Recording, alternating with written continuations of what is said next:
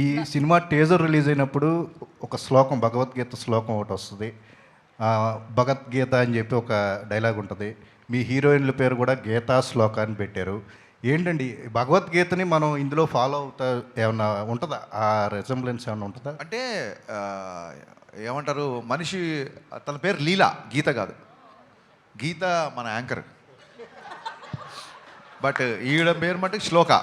సినిమాలో శ్లోక లేదు, ఆయన కరెక్టే చెప్పారు. ఒక పేరు రాంగ్ చెప్పారు అంతే. లీల పేరు లీలానే, శ్లోక ఈ అమ్మాయి పేరు. బేసిక్గా భగవద్గీత గురించి చెప్పడానికి ఏదన్నా ఒక దాని ఏమంటారు, ఒక మంచి విషయాన్ని చెప్పడానికి ఒక మంచి సందర్భం దొరకాలని ఎప్పుడు అనుకుంటాం. సందర్భం దొరికినప్పుడు చెప్పాలని ఉంటుంది నాకు. భగవద్గీతలో ఉన్న శ్లోకాల్లో ఏ శ్లోకం ఎవరు చదువుతారు ఏంటి అని పక్కన పెడితే, ఒక తెలుగులో ఉన్న నానుడి ఏంటంటే, శ్లోకం చదివిన వాడికి శోకం ఉండదు అని చెప్తారు. అంటే అదేదో మిరాకిల్ మ్యాజిక్ అయిపోయి మీ ఒక శ్లోకం చదవగానే మీ బాధలు వెళ్ళిపోయి మీ అప్పులు తీరిపోతాయి అని కాదు. శ్లోకం మీకు ఒక స్వాంతాన్ని ఇస్తుంది. శోకం ఉండదంటే కన్సోల్ చేస్తుంది, మనుషుల్ని కన్సోల్ చేస్తుంది, హీల్ చేస్తుంది.